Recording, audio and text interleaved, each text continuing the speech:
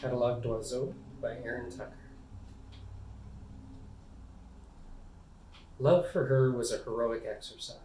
The pleasure of it was mingled with trials of courage and generosity and dedication and straining of all the faculties of her being. Their world was a world of trees, intricate, garbled, and impervious. There, she would exclaim, pointing to a fork high in the branches, and they would launch out together to reach it and start between them a competition in acrobatics, culminating in new embraces.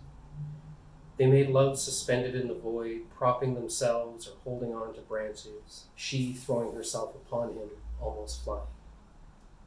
Italo Calvino, the Baron in the Trees. Here, and here, and here, and over your mouth. Phyllis Webb, Naked Poems. On polished cobblestones, we wander past sheer buildings, lights off storefronts fragrant with Porto's famous soap, water lily and lavender in the layers of your dark hair, and your wild ice eyes, vivid and frontier, hawk's double fova, plucks the view from vertical wind. Mosterio de Salvento de Victoria, blocks and arcs of granite ornament and dimensions, we enter the thin yet cavernous labyrinth. You, high albedo, linger over the Ingreia Goldberg, fine figures woven in arrangements of dance around its famous singing monks. Point to the foundation stone, its heft, dawn, the weight around which all else was built and revolves.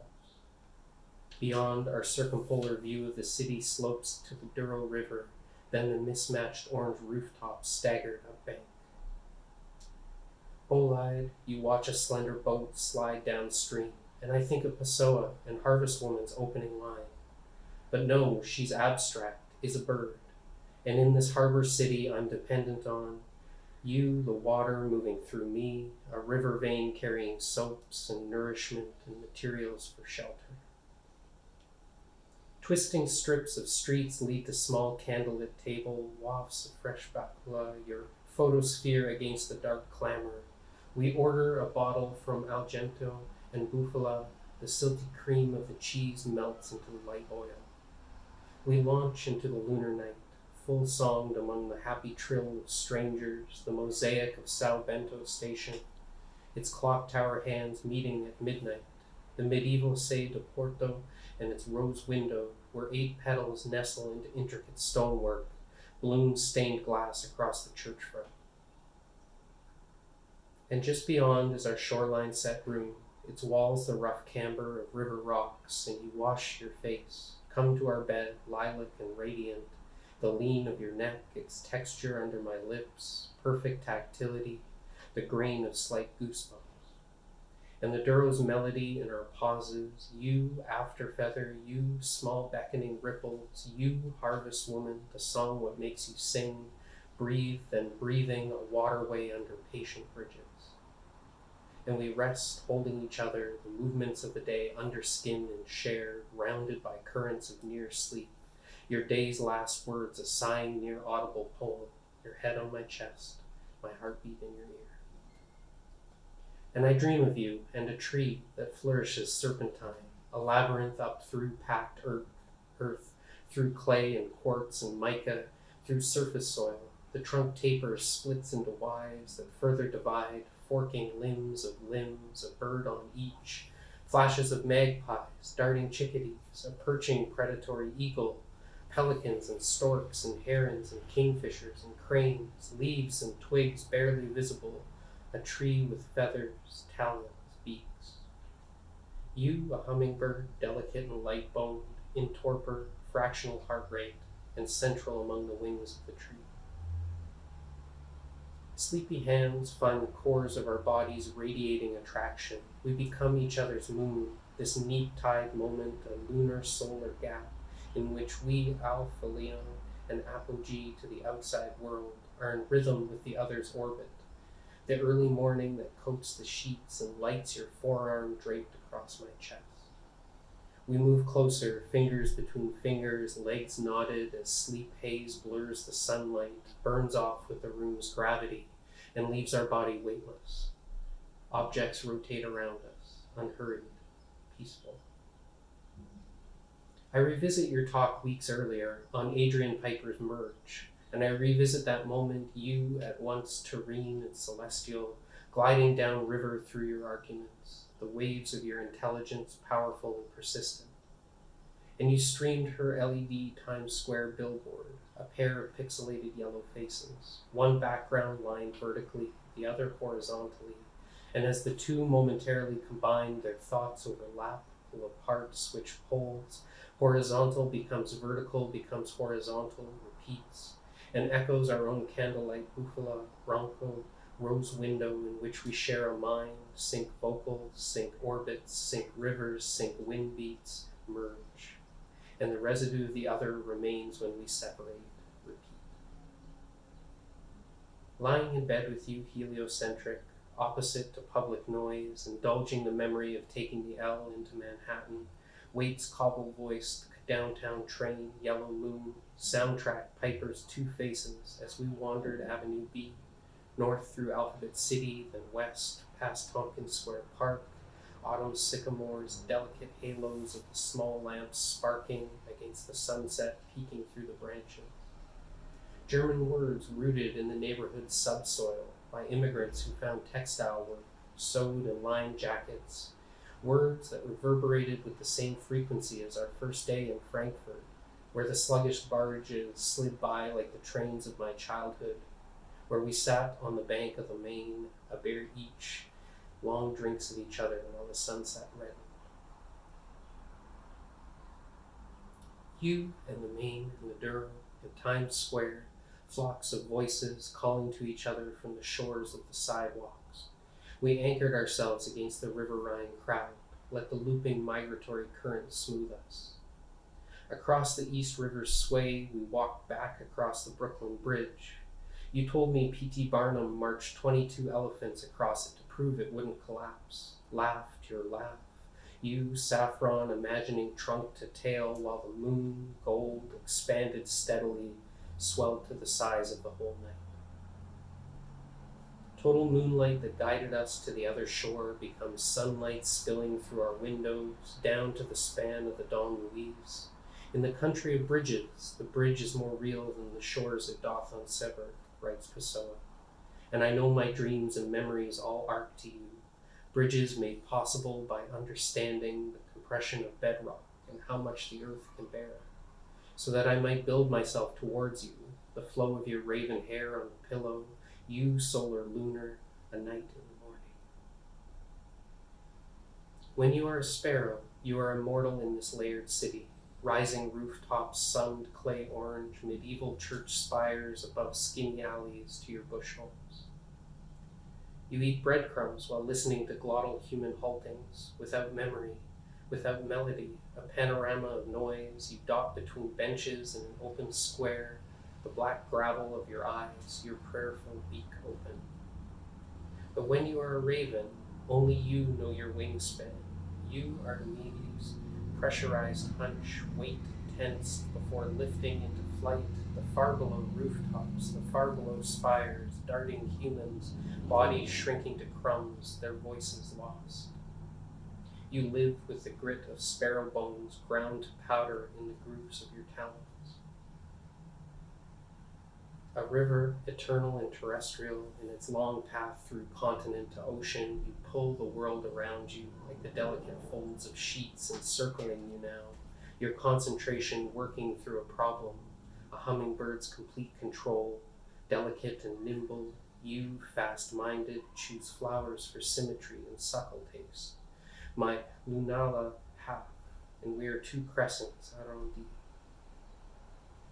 I am grateful for the unhurried drip of this contented morning, for cascading hair, Alice blue eyes, a summon into an embrace, for you resting against my collarbone melodious, the opposite of our months apart, where you were in Mainz, where the Rhine and the Main collide, and I in Toronto admit the chills off Lake Ontario, comforted only by those long flights to you, where I looked out the window at the clouds and the bent horizon, the sun rising above it and the ocean below.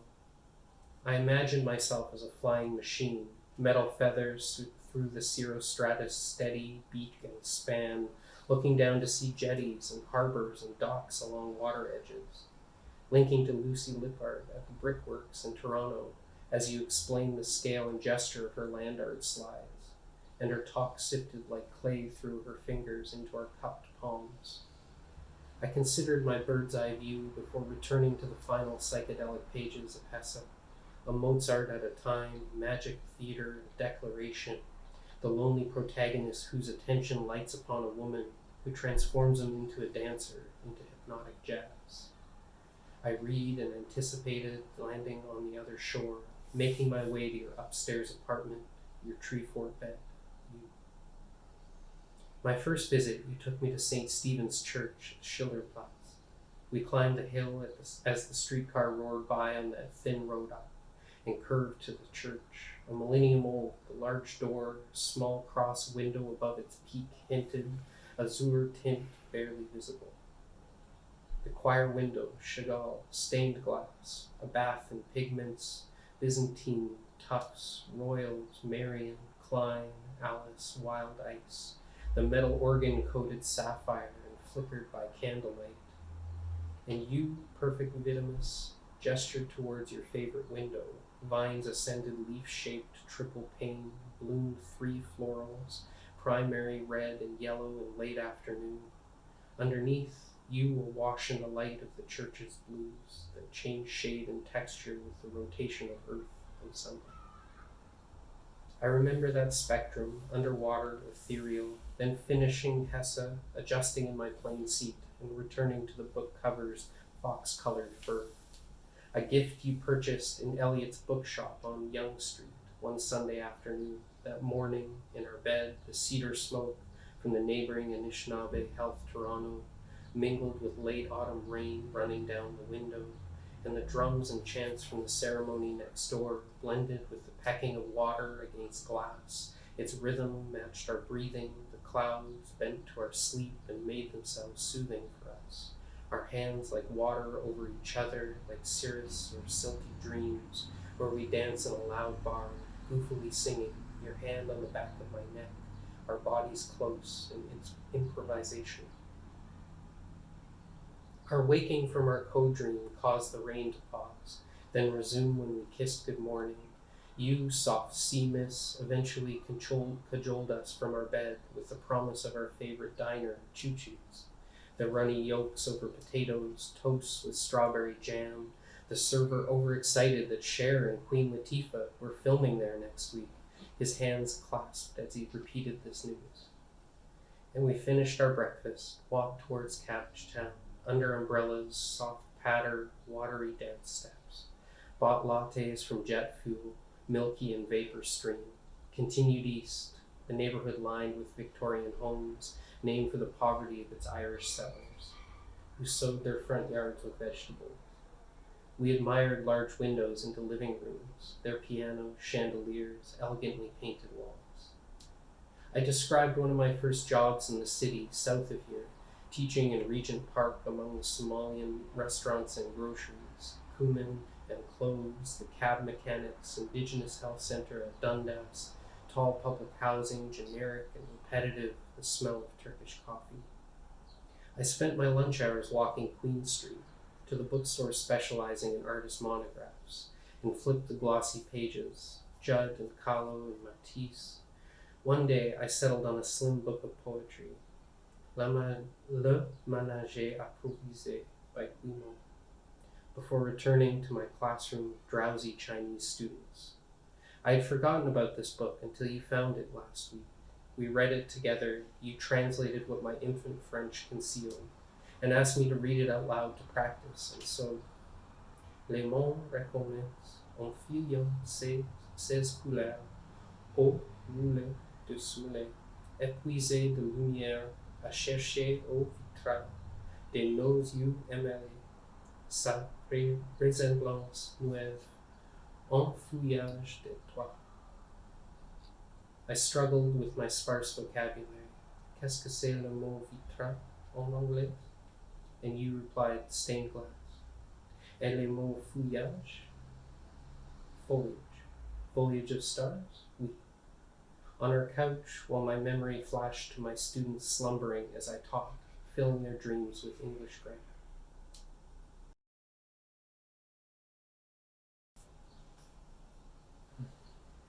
You playfully mocked my old job as we wandered Cabbage Town, small front yard plaques announcing famous past residents, the one marking Betty Oliphant, co-founder of the National Ballet School, elicited stories of your youth and dancing, tall for your age, whirling and long, élevé, pensée, assemblée, multilingual between choreography and spontaneity. You, adagio, brushing up the street past the front yard gardens that collected the fallen foliage bursting with oncoming winter, rust, Venetian, ochre, munsel, pantone. When we saw the realtor's sign, a Sunday open house, we entered giggling and the home expanded, invited us. And our imaginations populated the rooms with appliances, furniture. You envisioned pushing buttons on the blender or reading a paperback in the large beige chair by the window, over which hangs vintage maps and paintings of boats, a print of 19th century Lake Ontario, Toronto, a fishing boat, sails tethered to braided ropes, a tale of hooks and lines, a larger ferry approaching, steam and passengers bunch at the rails, a lighthouse, 2 rowboats, one beneath ornate canopy, and in the left-hand distance, darkening clouds, light rain. Rain on our bedroom window, our umbrellas on autumn flowers, this limbo home's weather of strangers. And I pictured you in the clawfoot tub, lowering yourself into over-hot water, how you draw your daily baths. And you can hear me cooking, the basil curling up to you, mixes with the lavender of your water. I hear you submerge and splash, knowing that even across separate rooms, separate homes, continents, we are braided together, Emily. Scrubbed air, the rain has ceased, and we continue towards the necropolis and Riverdale Farm, birdsong overhead. You are a perched cedar waxwing, eyes behind the black-white feather mask. Your sun-yellow chest radiates, gradates to a silky silver, wingtips and tail feathers electric with bright yellow. You grip the branch with one foot. The sweet of your berry meal sap satiates you. You are patient. You watch the couple. You call to them, scream, because the rain has stopped, because they are together, sweet, your clear whistle punctuating the wandering footsteps below you. This happened a few days before you left for Mines, and I recalled Lisa Robertson's manifesto in Office for Soft Architecture. Yet our city is persistently soft. We see it like a raw encampment, the edges of rocks, a camp for a navy vying to return to a place that has disappeared. She and you both write on and in Vancouver, and when I think of our walks, I wonder at our rawness, our place in Toronto, the fear of us disappearing in your move across the Atlantic, across time zones. Even now, memory is my rocky encampment, impending separation and how we fought it, the slow immersive walks, our Sunday routine, east through the necropolis and its century-old headstones, some flat and half-legible, others monuments proclaiming legacy. A tiered history of the city, past and present merging, mourners replace flowers, relight candles, kneel, as we flow quietly down the soft curve of the path, past Jack Layton's bust and the tokens left, onward to where we can look down onto the freeway, the Don River, whose slow current labors, whose valley provides homes for the cedar waxwings, nourishes the berry bushes, provides shade for trees, for aerial view landmarks, for cobbled nests. A distant flock pours east above the traffic, engine noise, a siren, and we loop our arms around each other's waists and exit. To Riverdale Farm, a former zoo with a trained elephant. Now, squiggly and orange pigs snort and root, grown in their mud coats. Wide-chested turkeys scratch at the dirt with their talons, Chickens, chickadees dart for leftover seeds. The goats, then the horses next. The pair nickering. They're our favorites, and so we lean against the fence, call to them, take their flicking ears and tails as signs of acknowledgement. You are ecstatic when one approaches, and you brush your hand gently up and down her dark muzzle, whisper, "I'll be back soon." West to Young Street, retracing Robertson. Under the pavement. The city can only hold so much. Mystical power, only so much romanticism, and ultimately, it is a combination of shreds and fiber, pigment flakes, the bleaching of light, proofs of lint, ink spore, liquid and pixelation, the strange, leaky, frail clothes, and sketching and gestures, which we are. And we as city's occupants are messy strata, Toronto and Porto, Frankfurt and Vancouver, and so on up Yonge Street as shreds of pigment and as ink and frail gestures.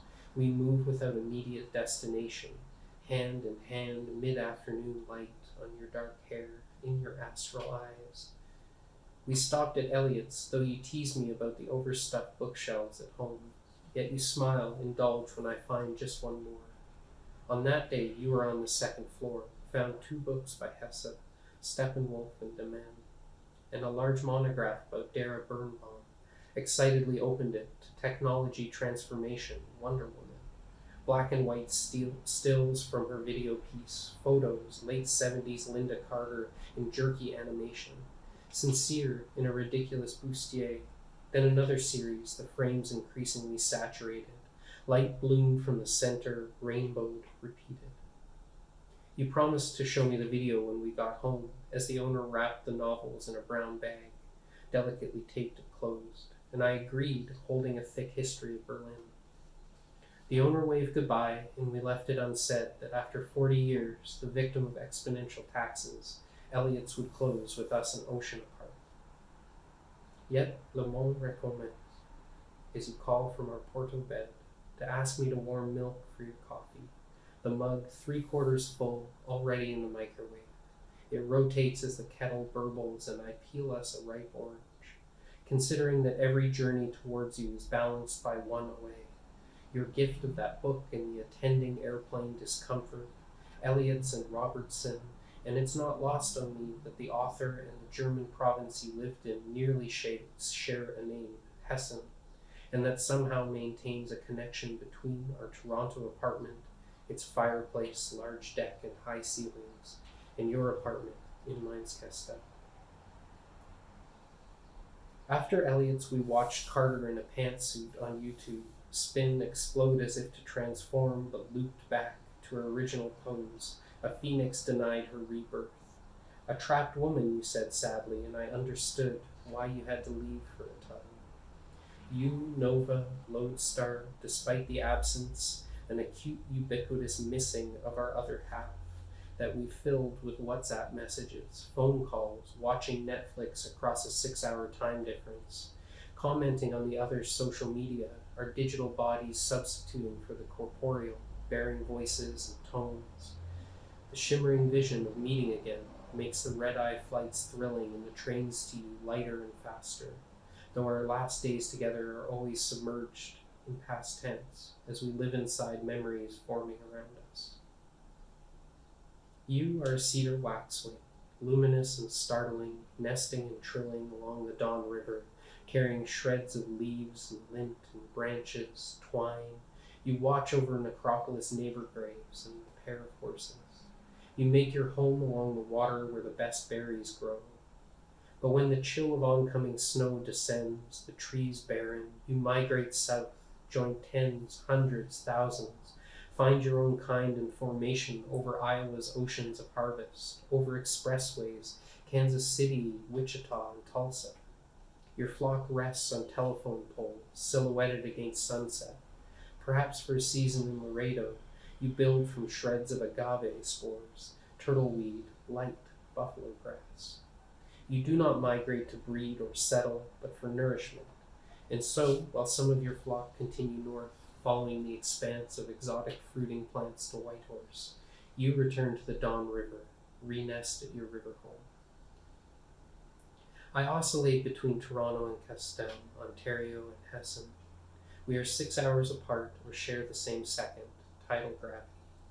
I am your moon, elliptical and synodic, phased closer and brighter at certain times, half hidden at others. I am your nest partner, share your roots and orbits. I am your riverbanks, eroding and flourishing as you require. And our encampments are incidents, like waking into our Toronto bed, early morning chill as you talk through your dream. The Yukon of your youth, it was summer and you walked through the black spruce, hands on wind-nibbled bark. And my dream was similar, my childhood backyard, a small grove where I made forts from fallen branches, hid during kick the can, put my hands on the skinny trunks of young maples, bent rubbery branches towards me to smell the wide green of their leaves. And you tell me your dreams end, the backyard of a strange home you somehow knew was yours, and I was at the French door. We walked through your dream house together, the kitchen where you laid out a bowl of wild raspberries, the spread of mail on the counter, chapbooks from faraway friends, a postcard, the Mexican town ink sketched, fireworks ornamenting the chapels. On your writing desk, books open-spined, top right corners bent or bookmarked by train tickets or gallery passes. On the living room wall, a photo of a Man Ray chess set from the Duchamp archive, our visit to Philadelphia. There's a silk screen of a boat in a harbor. A person rows away, and that boat is doubled. An identical man rows into the clear azure sky. And we make this home from our sheets and comforter, and your dreams include a small detail that lights and smolders, unites us so our home is transcontinental.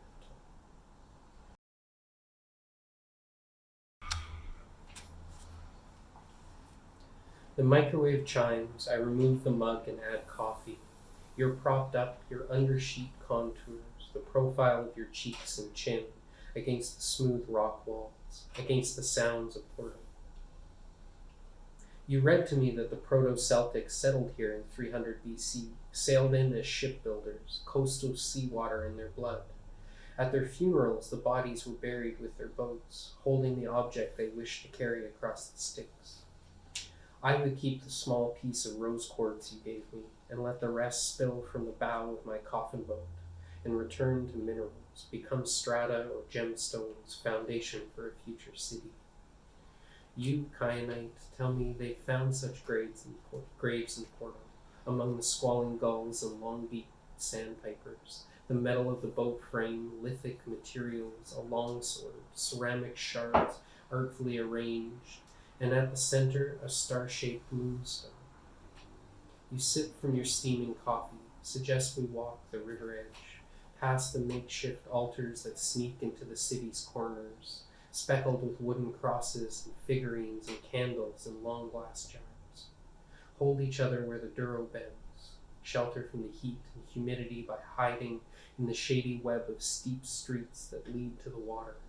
Walk against the current, watch the plover's nest in soft sand, then hunt for one of those ancient graves, stand at its relic edge.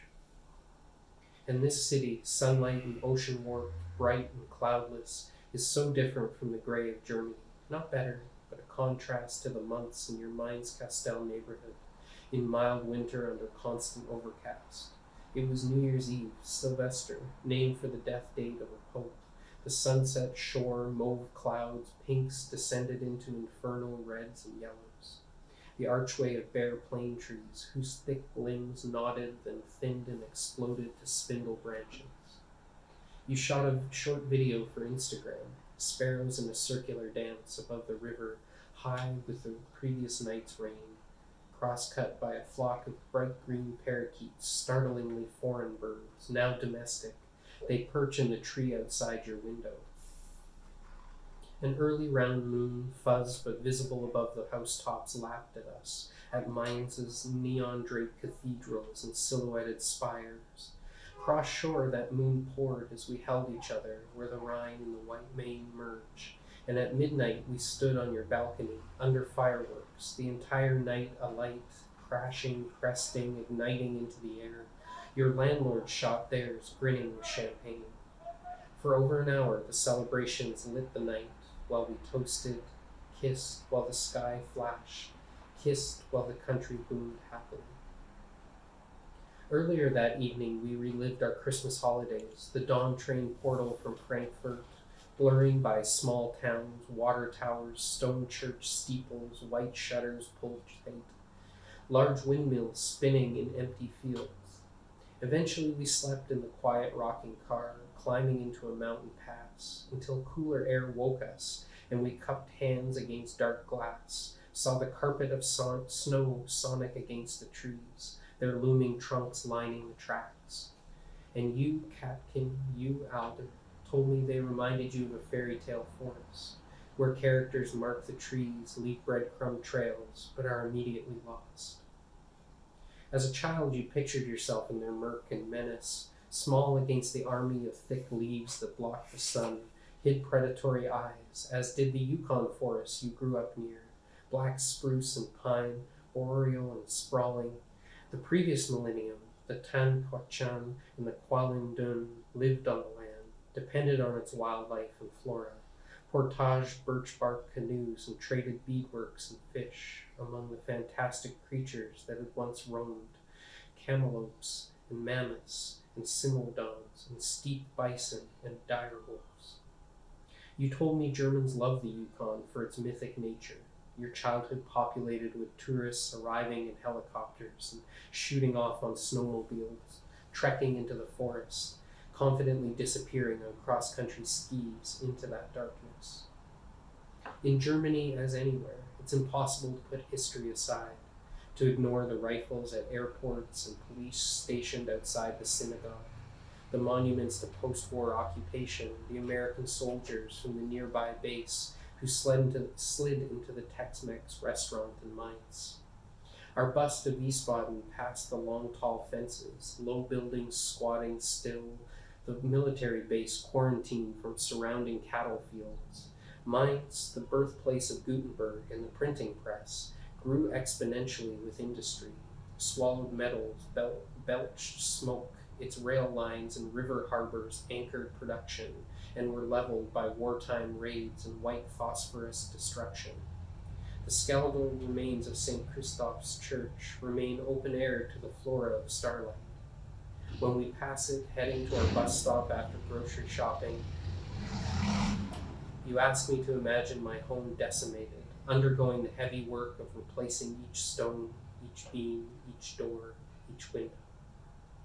Our train shuttled through those shadows towards Berlin, and I read to you from the history bought in the last days of Eliot's. The soldier king of Prussia, Frederick William I, was born there and grew up austere and detail-oriented, centralized the city around his temper, built to grid, not to ornament, built roads for battles, but never started a war, framed it with farmland. But Napoleon, triumphant on horseback through the Brandenburg Gate, admired its 4 horses champing, its chariot and angel, the goshawk and staff thrust straight, and tore the quadriga down, leaving Berlin with a new emperor and divided by occupying Français. And each house grew cold, its fuel-less fireplaces and ovens, the citizens bargaining for bread in a foreign tongue. Even the circling eagles spoke it, begging for mice and squirrels. In our cab from the Hauptbahnhof, you remind me Germany is less than 30 years old, a unification that shudders imperfectly, East Berlin's boxy apartments in the absence of street lamps, draped dark over everything like coal-blackened snow.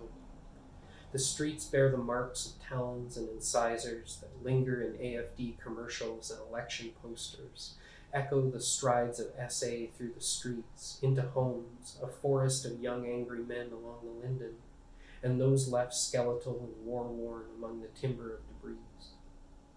Berlin, mundane and exceptional, contradictory, and I think of Plath, who you often find yourself thinking alongside. The first of her poems I read, Black Brook in Rainy Weather, echoes Berlin's soggy permutations, its hefty ravens. The poem yearns for a startling reprieve from total neutrality, for a celestial possession of the most obtuse objects, for that rare random descent that would shatter and reform and offer a reason to continue walking and looking and living.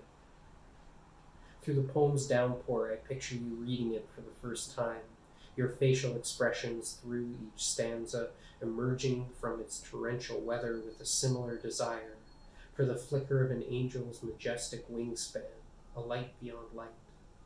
You are ordering your hair shiny as ebony feathers, and I understand why you might gravitate to her, to Wolfe, to the end of Plath's life, the tight spiral of depression, yet also persists during the long wait for miracles that might explain how to be in the world with your intelligence and sympathy. The rebuilt and reclaimed roll by, and we have talked about Germany, we've talked about being afraid. You live alone in Mainz-Castel. We have been apart for 4 months, 2 weeks, and 5 days, and on dark and solitary walks you are followed in department stores, catcalled by strangers on streets, men who sit too close to you on buses while others simply stare. We have talked about history, Canada's, Germany's, about the fear of nights alone, of being an ocean apart. These fears, individual and universal, amplify the other, intensify, echo. But we have discussed this to move through it together. You know the forest and enter into it when you have to. A boreal owl, camouflage, steady, resting gaze, your heart-shaped face, sleek helmet of feathers, nocturnal, incandescent, on a katsura branch in the Tiergarten. Your night habitat, every corner of the park is lit by your stare. You avoid strange sounds and voices, are seen only when you wish to be. You are a quiet force, flecked and streaked, shy but not afraid. And when you decide to fly, you see an ocean of trees, the waves of leaves rippling with the wind, the flaring star of the Tiergarten, and you continue eastward, over the Brandenburg Gate, the restored quadriga lit from below, fly into the deepest parts of the night, hunt and feed, build a private home, a trick of radiance, in the part of the forest where the clear dawn-licked world emerges. Our first full day in Berlin, you wore a black dress, elegant and simple, with dark leggings and boots augmenting your eyes, stained glass blue. We walked over the Friedrichsbrücke, paused to watch the Spree pass beneath us, Canada geese bobbing their way upriver, foreign as we are. From the bridge, a southern view of the Berliner Dom, the cathedral green dome caps, complex of light and shadow, different every minute. We follow the canals, then west, along busy rows of shops with staring mannequins. Just before sunset, arrived at the memorial to murdered Jews of Europe. The evening dripped as we stood at the edge of the field of stones, the silent graves darkening around us. When we exited east, the city morphed from blazing blue neon to 11th century sandstone, a collage city, tourist signs for Hitler's bunker, then Checkpoint Charlie, the original white shack, American flag in the wind. In front, a soldier dressed in a 1960s uniform posed stoically with a long gun against his shoulder. When we stopped for lattes in the coffee shop across the street, he left his post, replaced by another grim young man. The original walked past us to order a tea, his face near its steam as he typed on his phone, laughing to himself. Outside, the actor threw his arms around a small boy, grinned as the parents took their picture. And you said, we have to make peace with this world, live with the light and the dark, the easy and the difficult. The visit to the memorial still coursing through you. You want to remember the dusk descending in your grief. Let that survive in you, complicated, but make a nest of being loved. We kissed then, ignoring the public and espresso machine clatter, the actor talking excitedly into his phone. We left that historical border, the city lights winked on, bright windows, alleyway graffiti shining in the passing headlights, the U-Bahns rumble, chose a ramen place along the Landwehr Canal, settled over our bowls, slurping thick noodles in our oily broth, compared it to our favorite Toronto dishes, savoring the multilingual noise of the other eaters, and we made some of our own, mostly English, some French, warm and buzzing. Later that night, back in our room, holding each other in a bed, I told you about a Toronto memory in front of our fireplace, sliding your robe from your shoulders, your face and profile, firelight on your skin, a moonlight owl, dissolving the outside, touching as if familiar, as if new, the ribbon of sensitivity behind your left ear, your collarbone, the texture of your nipple in my mouth, lightly between teeth, back arched, hand combing the gray through my hair, riding wind currents, waterways in rhythm, soaring joyously, a declaration proudly proclaiming, privately sighed, as adjective and noun we relaxed into place, into co-sleep, into dreams.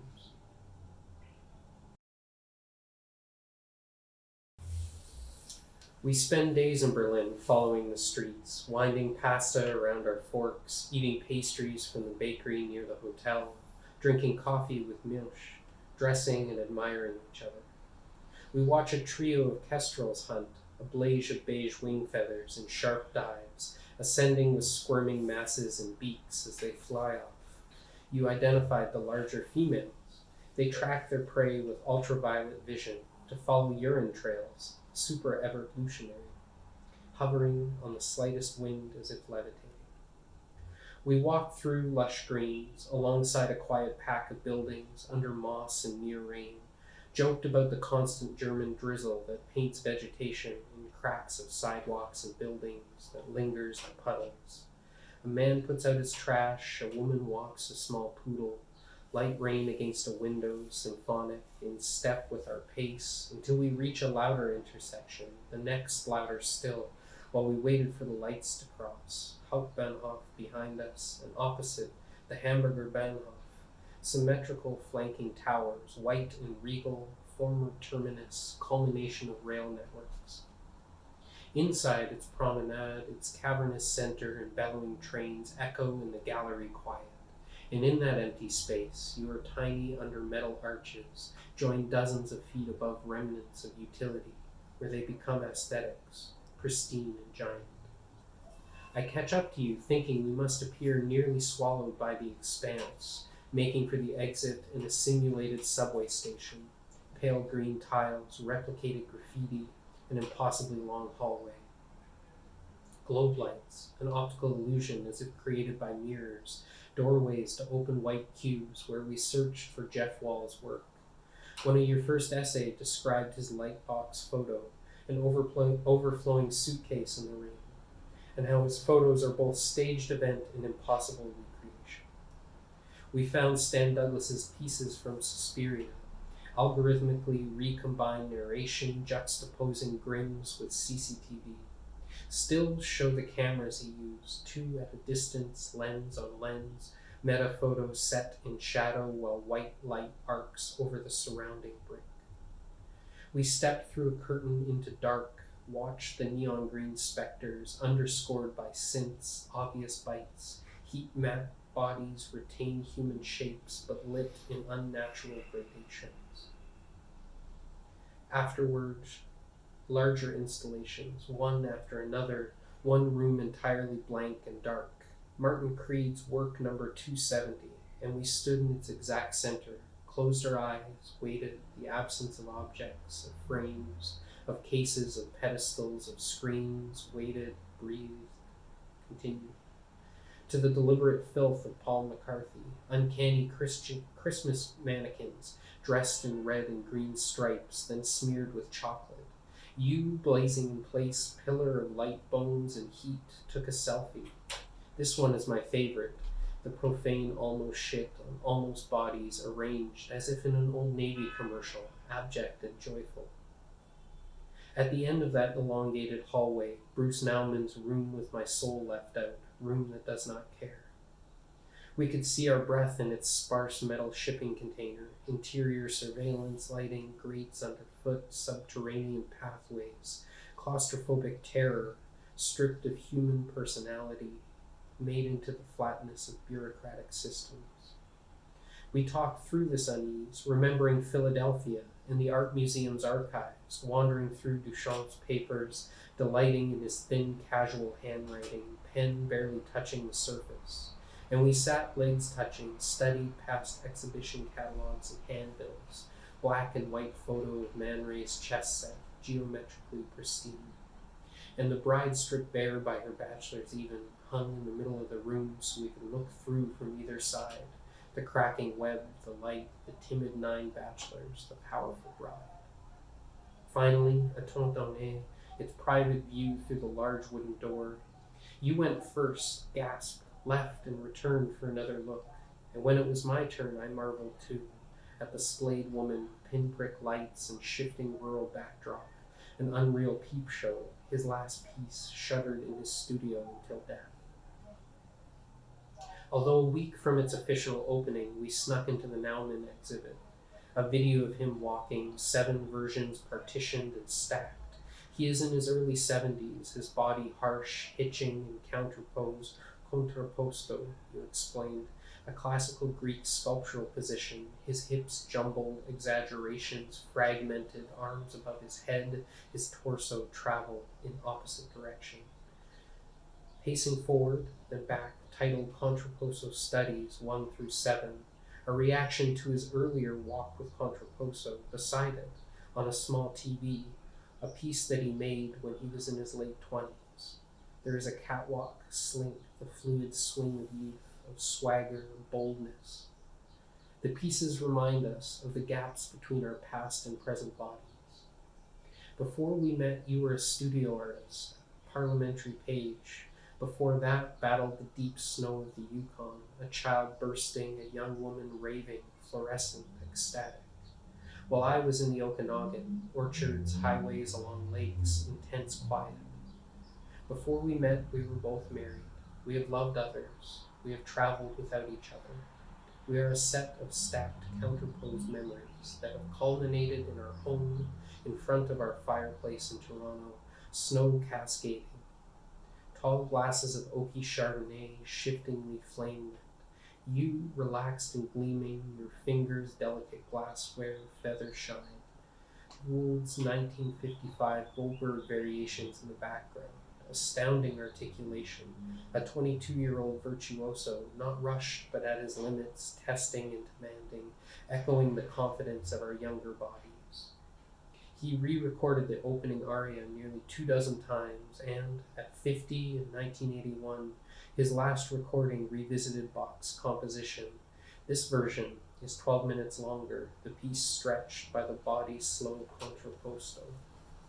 It's more peaceful, you observed, sipping your ice blue eyes on me. In those dozen minutes, a non-gap, non-absence that changes a person undertakes over 3 decades, a dozen tonal shifts, or a decade of living in Toronto or St. Catharines, or 2 years apart, or 2 years together, the demarcations, watermarks, or sedimentary strata of our riverbanks.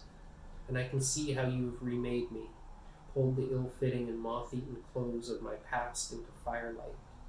Now, my shirt collar is crisp and tailored, pant cuffs the perfect length, your hands on my chest smoothing and fussing in front of our fireplace, reminding us our bodies can still slither with confidence. We listened to those extra 12 minutes and sipped and held and whirred. The recording finished and you put another log on, the room warming. I thought of that night, of Philadelphia, of Berlin, at my desk, early spring, writing to Olivier Messiaen's Catalogue d'Oiseaux. Solo piano through the bird vocals, atonal and massive 13 shifts, through Chocard des Alpes, Merlet bleu, Chouette houlotte, Merlet des roches, Coulisses cendrées, Alouette loulou. A marathon over 2 hours, non-melody bird song counterpoint. This catalogue is incomplete but whole. I wrote as you slept in mice, Toronto burbling against the lengthening shadows, listening to the composition's sublime horizon, like the shores of Lake Geneva in Lausanne, where you had a conference and I a day to explore the unnamed serpentine stone walkways, beginning at La Cathédrale de Lausanne, a whale skeleton, ribbon blanc.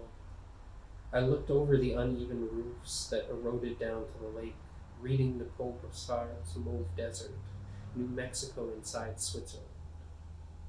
Keep to beauty, have no fear, muffle civilization's noises in you. Learn to bear the unbearable, the raw of all things. A book about a translator in translation, a nesting doll of language. There, my knees against my chest at warm noon, when all clocks chimed at once, tidal, cacophonous city music. After I walked the steep downhill, ordered a crepe in my garbled French, self-consciously repeating stock phrases, over-listening to responses and apologetically replying. At a small bistro table with plastic utensils, a crowd swirled, carrying vegetables in bags, green carrot tops and lettuce, coffee in hand. I was an obvious visitor, but your fluency is camouflage. When we went out together, I admired your poised French as you easily exchanged with shop owners. Tenez-vous en à la beauté, n'ayez peur de rien. Amortissez en vous les bruits de la civilisation. Sachez soutenir l'insoutenable, le coût de toutes choses.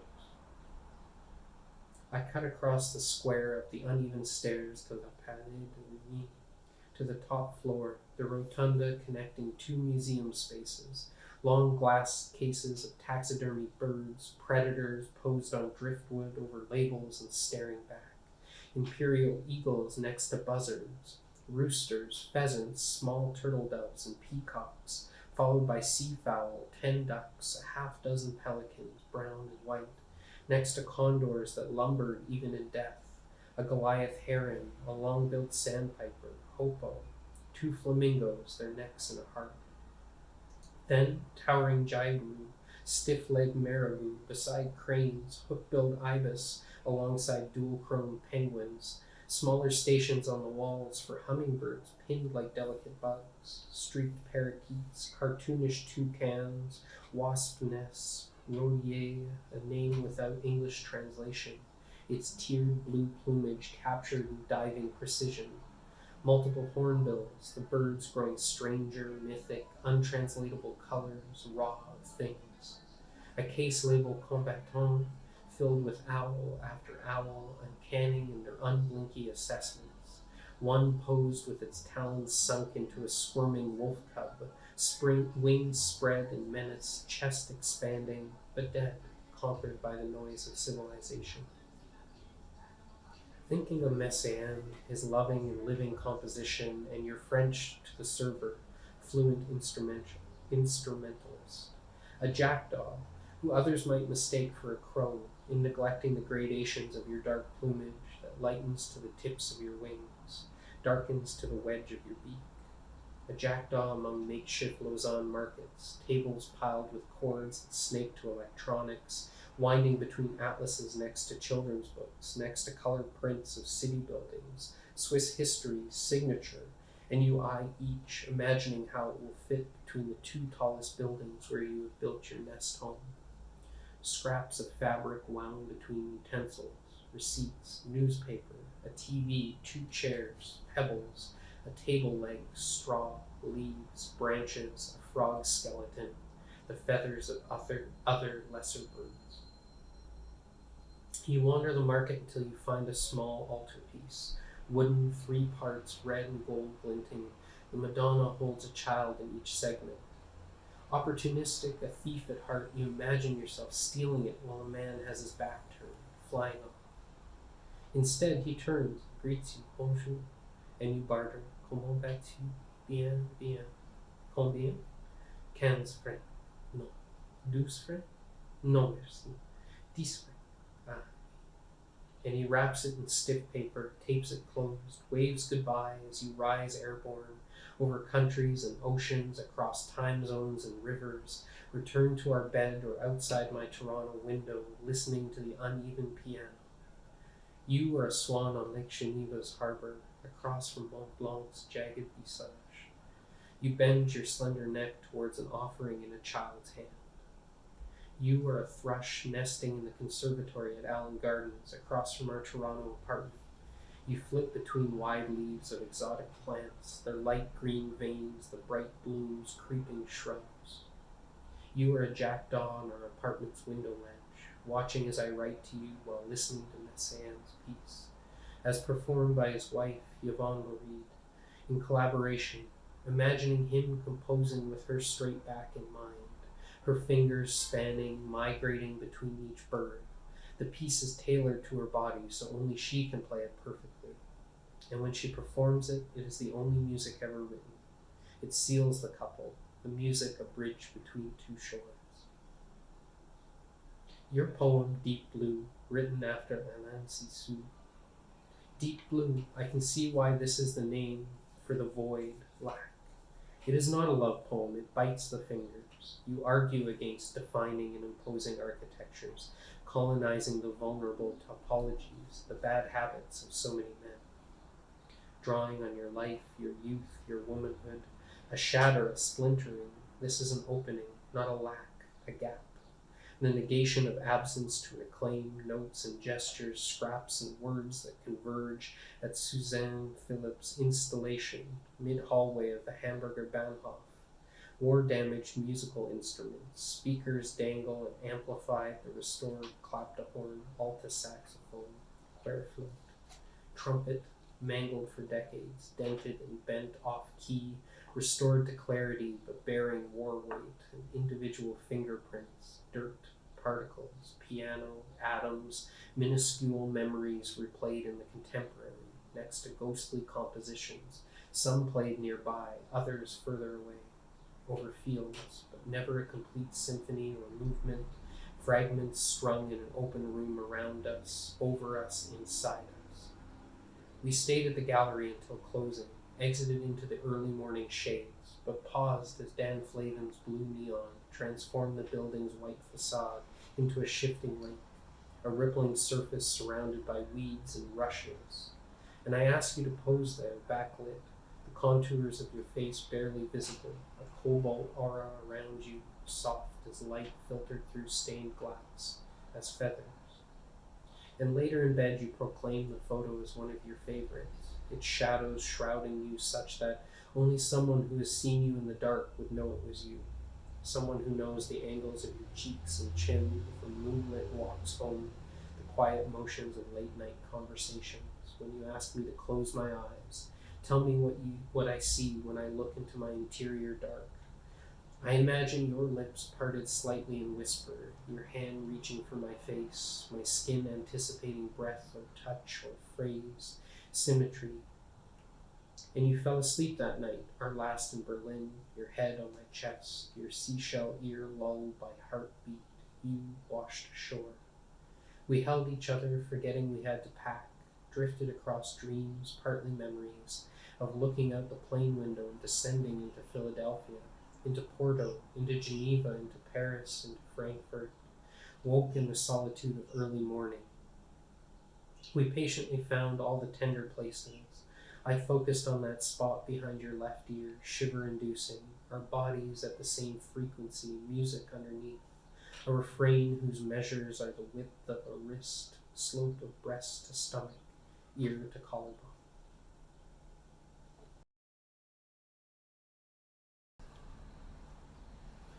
Our return train to Mainz was slower than our inbound and hijacked by a man in an orange windbreaker, claiming to be an EDM DJ from the Netherlands, repeating rambling stories, switching between languages, through beer after beer before rushing off flustered for a connecting train, a Hamburg concert that night. And you laughed, saying, as a writer, it's good for me to talk with people, gather details, not take it all so seriously, to let a bit of levity and glee spring up in my syntax. We shared one of the beers the man left behind, the tips of your ears peeking through your black hair. I resisted the mad urge to nibble your elven features, to make you sigh as when I brush my lips along the merging of neck and shoulders, and you close your eyes in trust, focus on the sensation of contact. We passed a string of small German towns, aging steeples. We napped, looked at photos on our phones, relived other trips to Kassel for Documenta, Martha Minuin's massive The Parthenon of books, copies of A Woman of 30, Lady Chatterley's Lover, 20 love poems and a song of despair, thousands of forbidden volumes, held to the replica 2-scale Greek skeleton by plastic wrap. We saw Bo Dick's masks, horsehair and cedar, chicken feathers and acrylic, more human to animal to human, so they are no one thing. We shared headphones to listen to Arvo Part, silences like midnight ocean skies, ignoring the crowd around us to take a photo, leaning into each other like skinny birches. And on the return train, you grabbed my arm, exclaimed, "A stork," pointing to a power pole where it perched impossibly, its head swiveled slightly as we hurtled by. You waved as if to an old friend. Our train approached along the Rhine, and also the Seine, and also the Douro.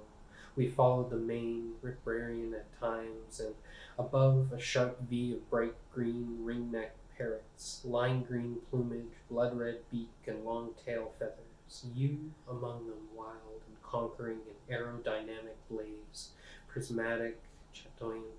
You asked me to list all rivers that linger in me, flow through my poems and stories, the Kootenay and the family trips to Alberta, fighting through a snowstorm past Nelson at the pass's summit, then down into the lowlands in relief, exhaling.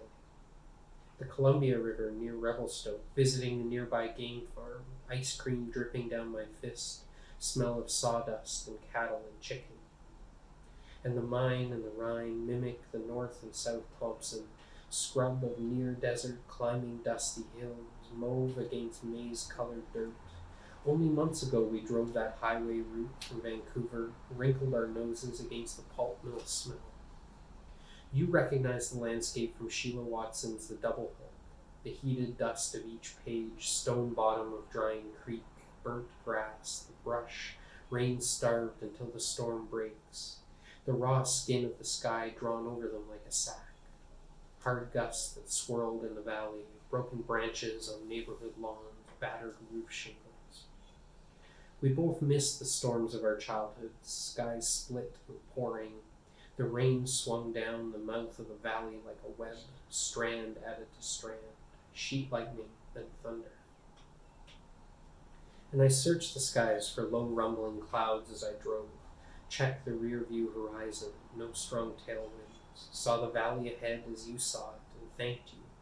Wanted to find a quiet road up the foothills into the forest, sleep outside with you, tangled as tree roots, warmed by early dawn, the sky pricked by lingering morning stars, pine in your hair, breeze on your skin, holding each other in the wild, in birdsong. Before you, I passively accepted and endured, in my own solitudes, those overfamiliar landscapes. Followed the Thompson River, car rides to my brother's hockey games, through the highways and backwoods of British Columbia, the Fraser, the Columbia, my mother pulling sandwiches from the cooler, the ticking, cooling motor, water rushing nearby. Wineries, vegetable farms, the rocky beach of Kalamalka Lake, parking lots emptying into the Walmart, Penticton to Kelowna to Vernon to Kamloops, colors and temperatures roiling and still, strands, lakeside, river connected, and you, meticulous and almost clairvoyant, patient, observant osprey, broke me from my resistant quiets, intuitively understood that the boy who'd lost the entire world. Another reason I love you, Mariposa Lily, is that you notice timber, my vowels longer, slower, my duckfoot walk, and are not startled by the molten parts of me, fed by 2-lane stretches of Highway 6, rural, proud, but conflicted. You see the details that sharpen at the edges of containment, in the middle of that young contrapposto. Sense the weather formations that have lingered for decades, trace the lineage of isolation over politeness. I tour us around where I was raised, the hospital where I was born near the top of the hill by the cadet camp, past the low-slung malls out of Vernon, fields of cow corn that cover the ranch land, the irrigation sprinklers ticking in long arcs of water, iambic against the valley's umber slopes. A 12-minute drive to Lavington, population fewer than 2,000, Blue Nose Mountain backdrop, a slightly dulled emerald. Along the valley floor, metered by leaning fence posts and barbed wire, we turn onto Park Lane to my parents' home, its hedged yard and gravelled entrance. The shed is mid-acre, the basketball hoops bent rim. I tell you how the last time I came, I landed in the dark and woke to the view, startled by sheet lightning. Heard Jeanette C. Armstrong. Voices that move within my experience of existence do not awaken as words. Instead, they move within as colors, patterns, and movements of a beautiful, kind Okanagan landscape. Everything at its full height. And I breathed evenly, pieced together the cobblestones and gravel and brickways and rivers and highways to you, tributaries cross-province, cross-decades, cross-bodies, uniting us. Evenings we walked the same block I had biked and jogged and ran. Petworth, beside the turf farm's perfect grass, turned right onto paved Springfield Road just past the intersection, the vegetable fields where I picked cucumbers on my stomach from a rumbling airplane-type machine that pulled us through the patch, powered by a giant central wheel. Rubber gloved, I would toss them over my shoulders into shallow bins, bike home with nettles in my forearms. You laughed when I explained the homemade assemblage, my farmer's tan. As we turned right again, Springfield ending just past the gravel pit's gate, fewer fields, the thick trees' limbs further darkened the dusk, and a white bird, red-winged, flew from the bush, rose against the purpling sunset, earlier sky blues mixing with the dry yellow of summer grass. We surfaced, turned right at Park Lane, completing the right angles of childhood. And you told me how hard it is to believe I came from this place, offered to walk that block until each weed blade and pebble sunk into your steps, until muscle memory guided you, a sympathy and compassion I try to reciprocate every day. We turned onto my parents' driveway that bent along wild flower gardens to the mountain ash, its orange berries that would ripen to maroon in less than a month. And a magpie chee-cheed to us, its call a childhood hello. It chittered to its neighbor who answered, called to another of its kin who spoke to another, and they swelled the branches black and white, light green leaves rustling as they settled. Those who vocalized did so loudly. The others took a berry in their beaks and offered it. The glossy tree claimed by conniving birds, tool-wielding birds, and you, Pika, squeezed my hand, nodded to the shimmering branches, and the birds sung happily in their own distinct voices.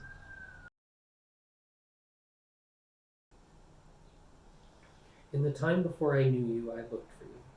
Took the ferry to Vancouver Island, Dawson to Duke Point, along the front of the boat, wind pushing me side to side. Coastal mountains snow-capped even in late May, foggy Vancouver cityscape. The ocean revealed itself differently than on the other island route to Schwartz Bay. I saw a double horizon, two straight lines of light brown, then a tier of deep green blue, where the Fraser River empties, brackish and silty, slings sediments from its beds, pushes them into the ocean, the water tinged with the dust, the interior. With smaller natal rivers where salmon spawn, stirring dirt around their fry. The ferry approached where the alluvian snake of mud meets the clear dark crests of ocean waves, capped like mountains. And for a moment I straddled that division as I faced forward. The boundary receded and I moved towards you, wherever you were. At the end of our trip to the West Coast, after my parents and Kamloops, the double hook, down Highway 5, through the mountains, past Hope, the cool of altitude, our ears popping, past skinny pines, spilling into the Delta and Vancouver, towards ocean edge expanse and uninterrupted horizon, watching gulls flapping against the sky. We stopped at the beach along the seawall near Stanley Park, barges in English Bay, and dodged driftwood, examined perfectly rounded rocks, listened to low-tide shells revealed alongside dark sand, where you are the tipping point, the precise moment where the tide begins to bring itself ashore. We sat as joggers passed us, letting the world's rhythm cycle, letting the moon reel out and disappear in crescents, then grow full again. Let springs and summers and winters pass. Let the seasons' migratory patterns merging and evolving. We walked towards Pacific Views, western hemlock, Sitka spruce, drawn by the magnet of the park, hollow tree, to that gathering of taller trunks, like long slender fingers cradling the large regal nests, great blue herons, a colony that fills a block where the birds watch sunsets blaze the Pacific. They gather from the sky on 6-foot wingspans, pull drops from the ocean, from the clouds' white edges, blot out streetlights, stand motionless, pluck night stars with their long beaks. My arm was around your waist when the trees shuddered and all the nests emptied at once, the treetops alive as each heron unfurled into the evening, pushed towards the shore cloud-covered.